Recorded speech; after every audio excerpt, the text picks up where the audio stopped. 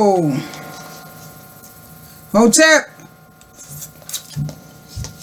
excuse me, eating one of my little vegan soups. Okay, let me take a little swig of that aloe vera juice.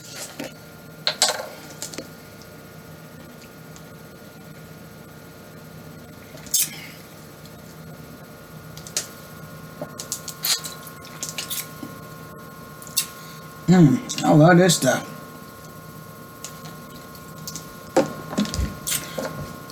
Okay. Believe I'm ready now. Hotep, hooray! Hotep, hooray! Hotep, brothers and sisters, beloveds, welcome back for another edition of Truth Seekers, also known as Seeking Truth. Okay? Truth needs no validation. So, welcome back for part 2 of, what did I entitle this? Don't spend your life in a cage. This is the revived 2019 version of my 2016-17 video, Stay Out of Jail, my brothers and sisters. So, welcome, and I'm glad you could all make it, okay? Glad you could all make it, and I hope all of you have had well,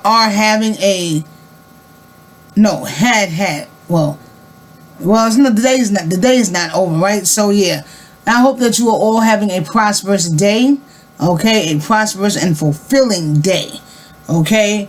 Filled with good vibrations and positive energy, okay? And bringing all the things that you wish for and desire into fruition. Okay, so with that being said, so like I said in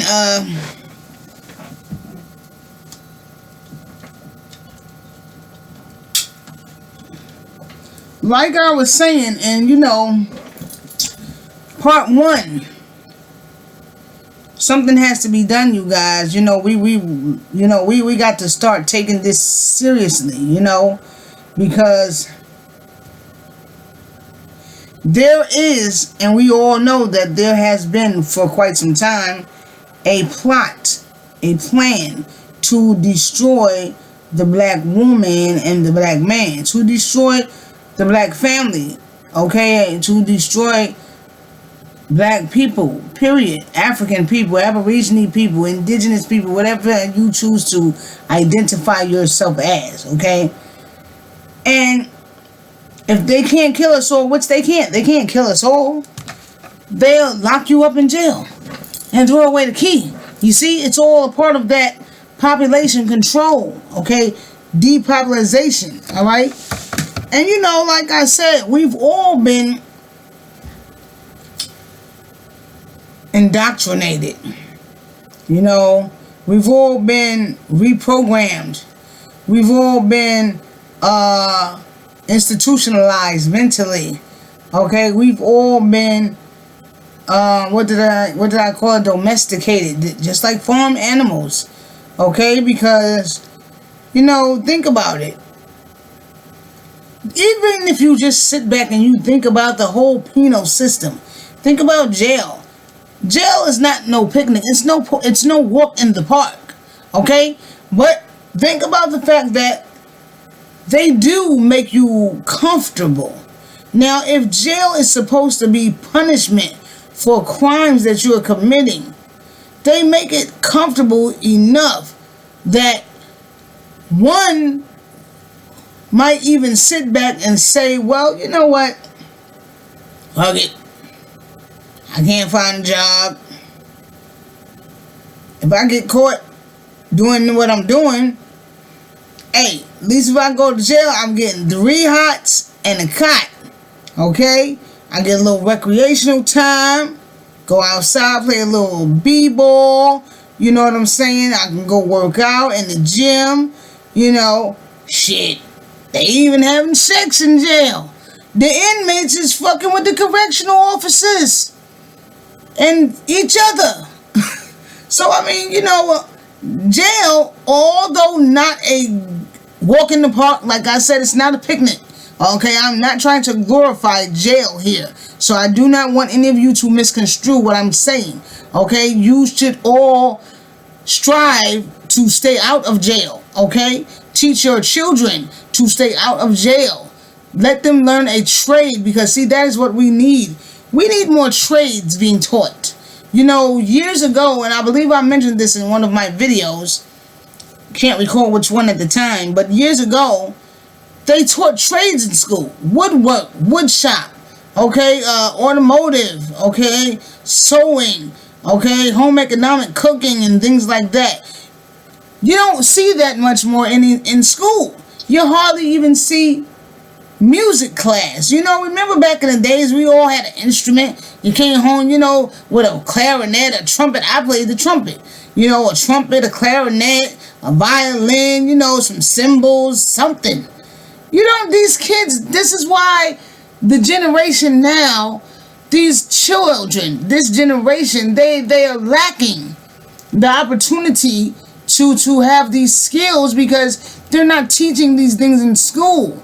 Why are they constantly taking these programs out of the school system, as though all of a sudden now there's no need for these trades? There's no need to know how to sew or how to cook. It's no longer a need to wear clothes. It's no longer a need to prepare food. Okay, these trades help so many people, especially black people. But these trades are how a lot of black people, especially black people who were coming from poor families. You understand what I'm saying? Coming from meager and humble means. Okay, poor families. Okay, these trades, these courses, it allowed a lot of these people who had nothing more than a 3rd, 5th, 6th grade education, because back in the days, especially growing up in the South, for many black people, the boys, and sometimes even the girls, but mostly the boys, the boy child, man child, had to leave school to go help dad in the field. Okay, and men back then, in many cases, felt as though a boy didn't need an education in the first place. Okay, as we all know, men are more hands-on. Okay, they're technical. They're more technical, hands-on. You understand what I'm saying? They like using their hands and things like that.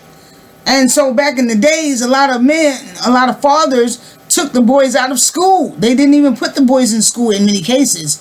Okay, sometimes if you went to school, you went maybe up as far as the 6th grade. And then daddy comes snatch you out of school because he needs you to help him work on the farm. He needs you to help him share crop and whatever have you.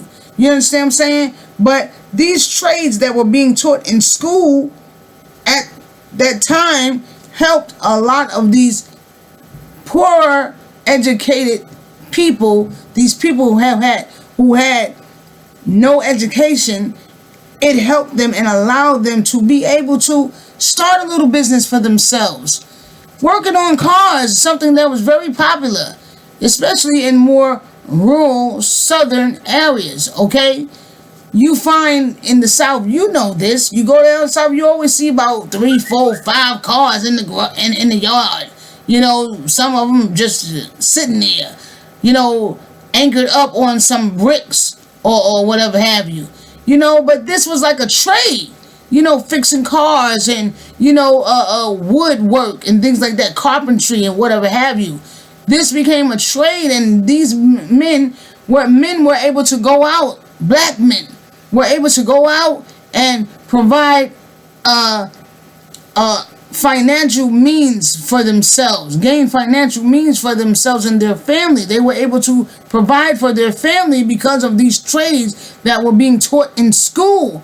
But why now with the economy being much worse than it was some years ago, just 5-10 years ago, okay, it seemed as though the economy was a little better, okay, but now with the economy being the way it is, okay, they have taken all of these vital programs out of school because they say there's no funding. You understand what I'm saying? There's no funding for that, but then we have funding to do all the other things, go to war with different countries and, bomb innocent people, okay, kill innocent people, bomb innocent countries.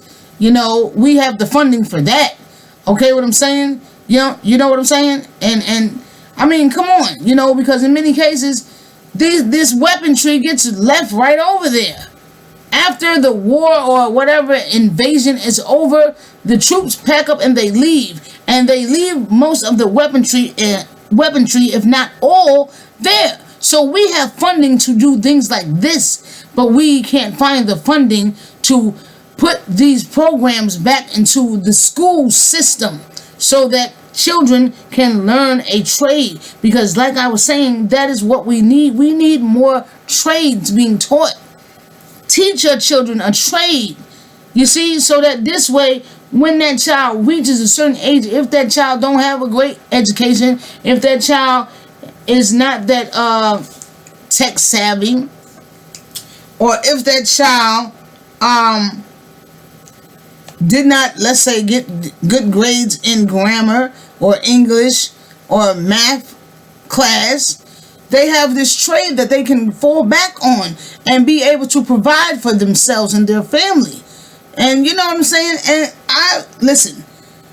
I, along with a plethora of other scholars, okay, believe and not just believe, but know that this is one of the reasons why they took these things out of school, because they saw that black boys and black girls, black people were benefiting from it.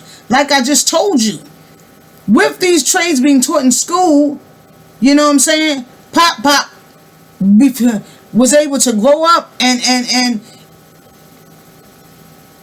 keep food on the table in many cases because he had this little trade, he had this little skill. Somebody always needed something done to their car, a little tune up or something like that. You understand what I'm saying? Maybe you needed some cabinets built, in your kitchen or whatever. You needed some work on your shed. Here came Pop. Here came Pop with his little tool kit or tool belt, ready to do the job and make a little something on the side or just make a little something, period. But now Pop can't do that no more because he don't have that skill no more. And you see, this is where they wanted us to wind up in a position where we were ass out, without, okay, in a position where our only other alternative was to turn to a life of crime. I have no education, okay, like I said in part 1, okay. My mother didn't teach me better because she didn't know better, because her mother didn't teach her better, because her mother came from poor family, had meager education, okay, and then her mother had bad or meager education, little education, if any, okay. So it goes on and on and on and on and on. It's like a spiral effect. It's a never-ending story. You understand? You're constantly you're falling down this hole, and you're just falling and you're just falling. Okay, and there's nothing there for you to grip onto because they've taken away all of your. They've taken away all of your assets. They've left you bereft of any way to basically fend for yourself. Survival of the fittest, remember. But how can I'm fit as far as in physical, but mental, okay, education wise, I'm not fit, okay. I have no skills, okay. I have no trade, okay. Maybe you have a craft. That's why I constantly tell my people, my brothers and my sisters and all my people and all my friends, take your craft, whatever your craft is, your born talent, take that God-given talent, however you like to say it, take that and harness that, mold that, okay, harness that, mold it, nurture it, form it, and use it for something, because there are no more outlets for us, especially our babies, our children. So our hand is forced to sometimes, in many cases, go outside and take to a life of crime. But what I'm trying to say to you, my brothers and sisters, is it is not the way to go, because there is something very wicked going on within the penal system. Very wicked and disturbing. But this has been going on for a long time, but now it is coming to a point now where we've got we've got unions and movements and organizations such as the American Civil Liberties Union, and the NAACP, and lawyers and civil rights activists all across the land looking into this, because what is going on is, it's almost as if the clock has gone back, as if we are going back in time, because this is somewhat of the same thing that they did back during the time of the Civil War. Once the slaves were freed with Emancipation Proclamation, you had brothers and sisters being locked away for damn near their entire life, sometimes their entire life, for things and crimes as petty as stealing a loaf of bread, which at the time probably cost a nickel. Okay? So, we got now brothers and sisters going to jail for life for things like something as minute as a jacket, okay, or a nickel bag of weed, okay? So, yes, this is something that needs to be addressed, and I need you to hear me. I need you to understand where I come from. Okay, but let's go ahead. I don't want to keep rambling on. Let me look at my time up here. Okay, I'm already at 17 minutes. All right, let's go online. Let's go to my Google. Oh yeah, I was damn, this ain't finished yet. Oh, there you go. Uploading my video, part 1 actually, to my Facebook page. I like to do that. I like to share it to my Facebook as well as share it to my YouTube. Well, not all my videos do I do that, because sometimes we know Facebook be flagging, okay, and they got all these limitations and whatnot. Video can't be but a certain amount of time. So yeah, but let me go ahead and just post that. All right. Boom, boom, boom, boom, boom. 1 second. Okay. Yep. Processing. There we go. Okay, so now let's go over here. Check this out. I want to go right here.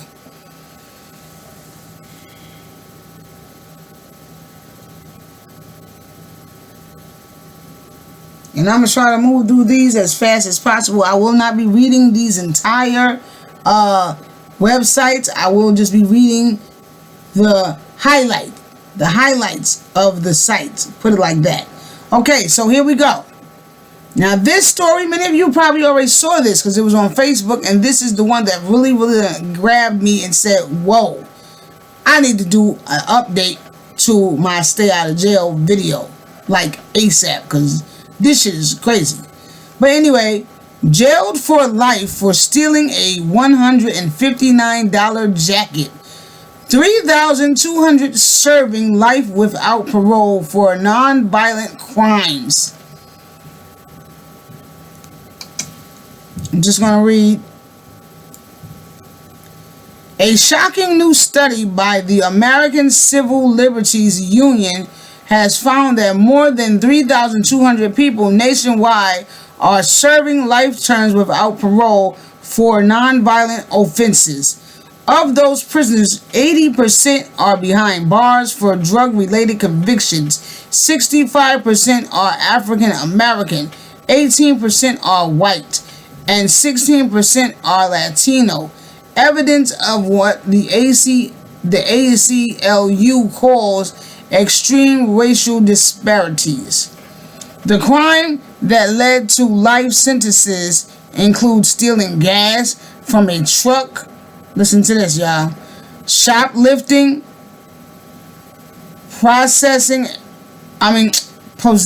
a crack pipe, facilitating a $10 sale of marijuana, wow, and attempting to cash a stolen check. Now this one right here includes stealing gas from a truck. Good Lord, damn, that's just about as bad as the one that I just told y'all about, stealing a goddamn loaf of bread. They giving people life in prison, y'all. They taking it back. They trying to take us back. They trying to take us back to that cotton field. Okay, they trying to take us back. All right, make America great again. Remember, they trying to take us back. So y'all better wake up and pay attention, for real, for real, for real.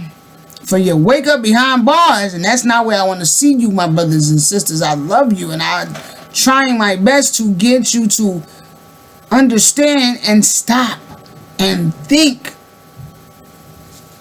Okay.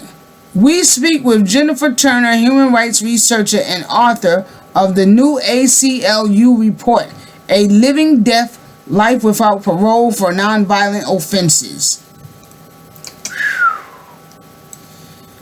A shocking new study by the American Civil Liberties Union has found that more than 3,200 people nationwide are serving life terms without parole for nonviolent offenses.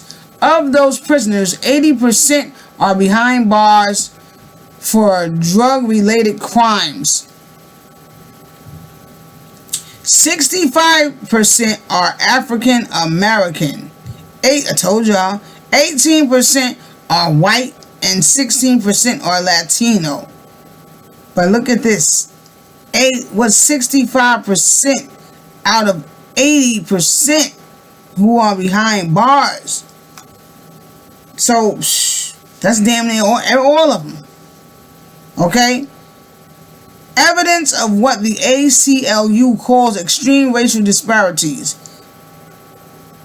Wait a minute, that's the same thing I just got through reading. Hold up, I'm bugging. I'm bugging out for real. And no, I ain't smoke nothing. Amy Goodman. 63% of those serving life without parole for these nonviolent offenses are in federal prisons. Most were sentenced under mandatory minimum laws. The ACLU says keeping nonviolent offenders behind bars for life is costing taxpayers an additional $1.8 billion. In a minute, we'll be joined by the author of the study, but first, this is a clip from a video that features family members of some of the more than 600 prisoners in profiles. Okay. I don't see no video. There is a video at the top. Maybe I'll play a little bit of it. Okay. Sir Lawyer Surrey. Sir Lawyer Surrey. Everything he did was to hurt himself, not others. And it went from 1 year sentence to 2 year sentence to natural life. Natural life. Natural life, baby. That means your natural black ass belongs to them. Y'all better wake up. Kashana Tillman. My dad will never get out for something so little. Natural life. Loretta Lumar. For stealing a $150 jacket, and that $150 jacket got him life in prison. Y'all hear this, man? This is Solora Sorry. Here in Louisiana, they use the habitual offender law. 3 strikes, you automatically get natural life. See, y'all be thinking that 3 strike joint is a joke. is a facade. You understand? That's real. That's real. They might not be enforcing it like that wherever you live, okay? But it is real. It is a real thing, okay? It is happening every day. Catherine Matthews, it's like giving him a death sentence because this is no life for a man with his children or his parents or anybody else once they're in there. Okay. No life for a man with his children or his parents or anybody else once they're in there. Burl Cain, judge should have the discretion not to give a life sentence.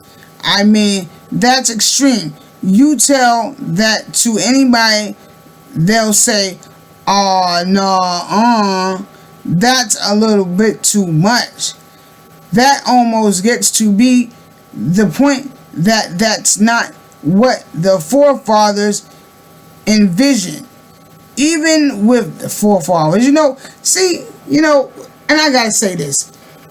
Y'all got to get that shit out y'all head, okay? Stop always wanting to quote the immortal words of these forefathers. Whose forefathers were they? Because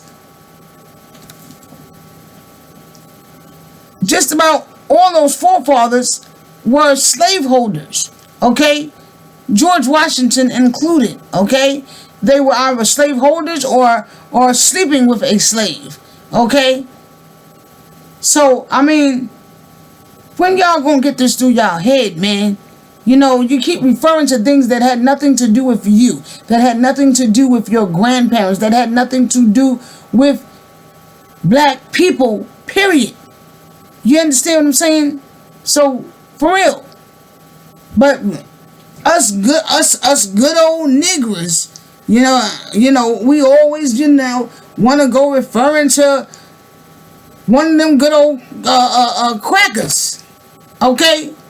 Because just like that good old house nigga, us sick boss, what us gonna do?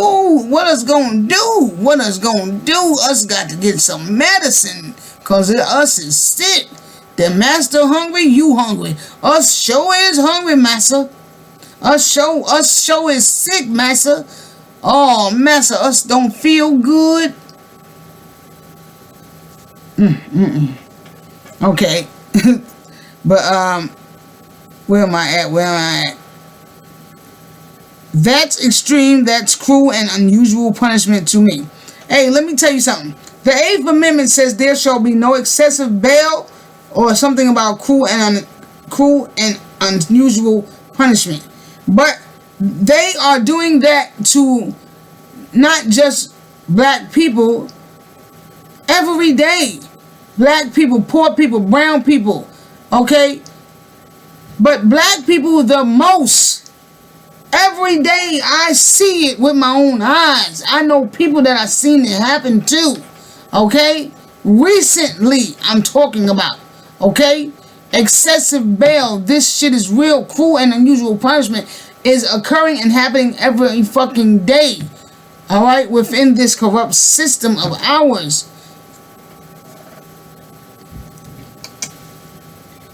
Okay, so these are all the testimonies, okay? But we're not going to read all of this, all right? I'm going to get up out of here and I'm going to switch over to another site, okay? Let me see where my time is at, all right? Let's go down here. Let's play a little bit of this. I'm probably going to make this one a three-part, because it's definitely not going to take. A study by the American Civil Liberties Union has found that more than 3,200 people nationwide are serving life terms without parole for nonviolent offenses. Of those prisoners, 80% are behind bars for drug-related crimes. 65% are African American, 18% are white, and 16% are Latino. Evidence of what the ACLU calls extreme racial disparities. The crimes that led to life sentences include stealing gas from a truck, shoplifting, possessing a crack pipe, facilitating a $10 sale of marijuana, and attempting to cash a stolen check.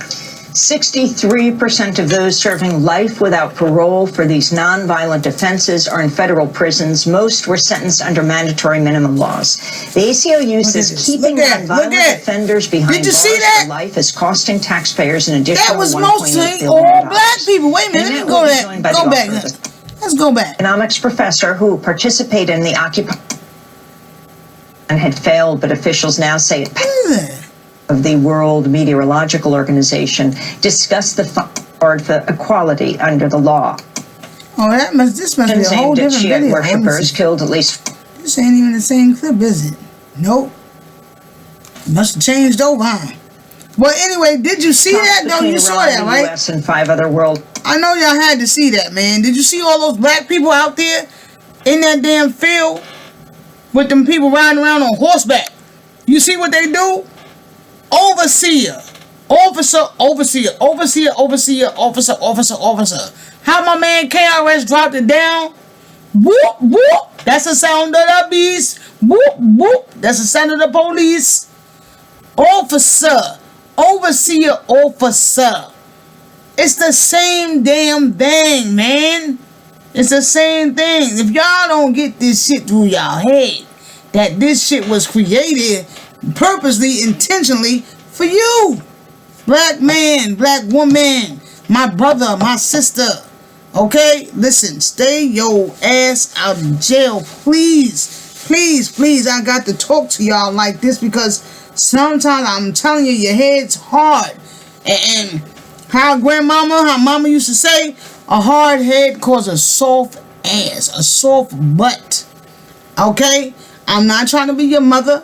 Okay, I'm not trying to be your father, but I am trying to be your sister, and I am trying to love you, okay, and show you and teach you another way, okay.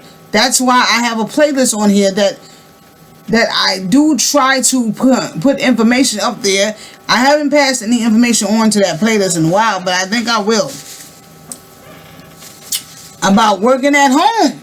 Something to try and help my brothers and sisters that may be looking for some type of income. You need some money, okay? But it's got to start somewhere, okay?